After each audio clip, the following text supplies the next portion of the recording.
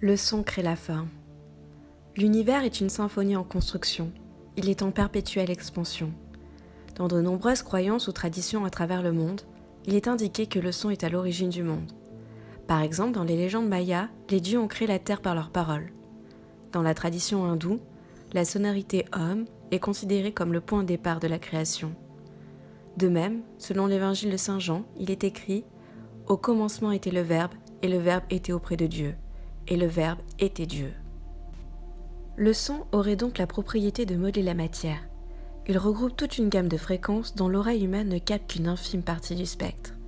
Le son est porteur de vibrations, capable de générer des formes géométriques, il est le vecteur de la puissance divine. Certains grands génies de notre histoire ont également fait ce lien.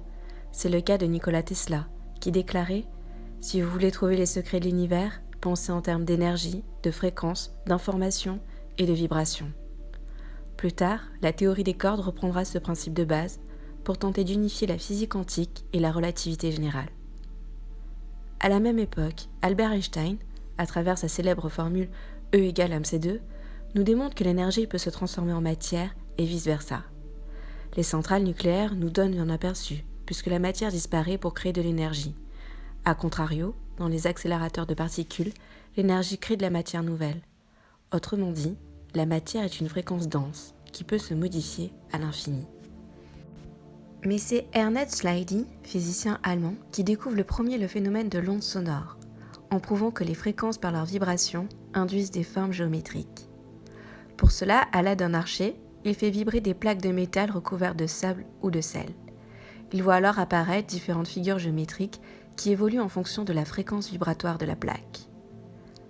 Dans les années 60, le physicien suisse Ernst Jenny, disciple de Rudolf Steiner, prolonge le travail d'Ernst Schleidy en utilisant l'électricité pour faire vibrer de manière continue les plaques. Il emploie pour cela de nombreux matériaux, tels que des poudres et des fluides, parfois mélangés afin de varier et de multiplier les paramètres de résonance.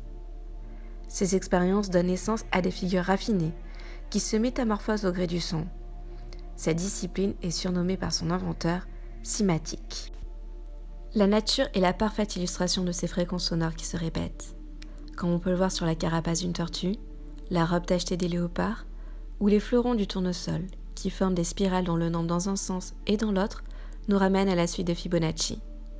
Cette série correspond à une suite de nombres entiers dans laquelle chaque terme est la somme des deux termes qui le précèdent. Elle est présente un peu partout dans notre environnement. Plus récemment, Alexander Lattwitzer, chercheur et photographe allemand, reprend les travaux et théories de ses prédécesseurs en se servant cette fois de l'eau comme médium révélateur plastique des ondes sonores, qu'il combine à des oscillateurs de quartz pour stabiliser et sublimer encore plus les figures acoustiques. L'eau est une substance mystérieuse qui a le pouvoir de réceptionner et de maintenir les fréquences par sa grande capacité de résonance et de sensibilité. Elle réagit instantanément à tout type d'onde, comme nous le prouvent les recherches et l'analyse des cristaux du docteur Masaru Emoto, qui a découvert que la forme des cristaux était différente en fonction de l'exposition de l'eau à des vibrations positives ou négatives. Pour cela, il expose dans un premier temps l'eau à différents rythmes de musique, allant du classique au hard rock. Ensuite, il remarque que la position du mot « beau » sur une bouteille d'eau entraîne des cristaux parfaitement équilibrés, alors que l'inscription du mot « lait » sur une bouteille d'eau provoque des cristaux asymétriques et incomplets. Il apporte ainsi la preuve que l'eau retient une information et a de ce fait une mémoire. Elle réagit non seulement aux vibrations et aux sons, mais également aux mots et aux intentions et émotions émanant de nos pensées. La parole est créatrice. Lorsque vous prononcez un son, une forme et une énergie se créent. Faites-en l'expérience chez vous à travers 2 pots de riz cuits.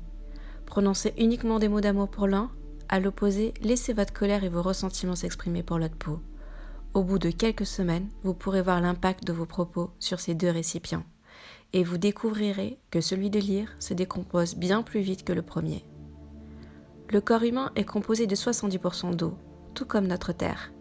Par conséquent, les fréquences émises autour de nous par nos pensées, nos paroles, agissent non seulement sur nos énergies, mais impactent également notre corps physique et tout notre environnement.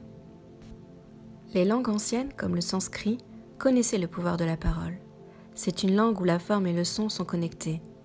Les sages indiens utilisaient les mantras qui signifient son sacré pour activer un certain type d'énergie dans une partie de notre corps physique. La répétition des mots peut être un outil très puissant, si cela est fait en conscience. Cette pratique est appelée Nada Yoga. Elle cherche par la maîtrise du son à maîtriser la forme qui lui est associée. Ainsi, l'ordre du monde est de nature vibratoire et sonore. Le son sculpte et organise en continu la matière. Nous sommes donc en permanence en interaction avec l'énergie vibratoire que nous émettons et que nous recevons, à travers notre environnement et plus généralement l'univers, dans un mouvement infini.